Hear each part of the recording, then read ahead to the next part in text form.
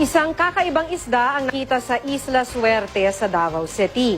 Kahit ang Bureau of Fisheries and Aquatic Resources, hindi pa matukoy kung anong uri ng isda ang napadpad sa lugar. Makibalita tayo kay Sheila Vergara Rubio ng GMA Davao.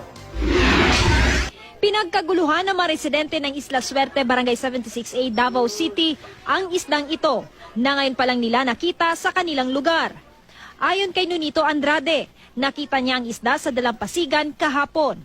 Posibleng natangay lang daw ng alon ang isda at napadpad sa kanilang lugar. Nakita ko po yung isda na habang nag-picture po ako dun sa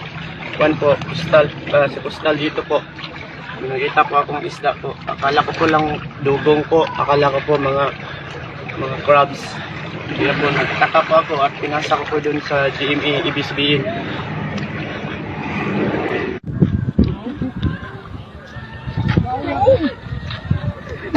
Matulis ang bibig ng isda at hugis at sulok ang ulo.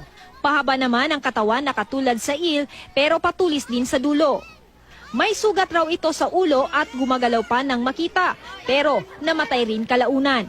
Ipinagbigay alam ito agad sa opisyal ng kanilang barangay para mai-report sa kinauukulan. Bureau of Fisheries and Aquatic Resources o BFAR 11 hindi pa rin daw matiyak ang uri ng isdang napadpad sa lugar. Susuriin muna raw nila ito. Sheila Vergara Rubio, Nagbabalita, Pilipinas.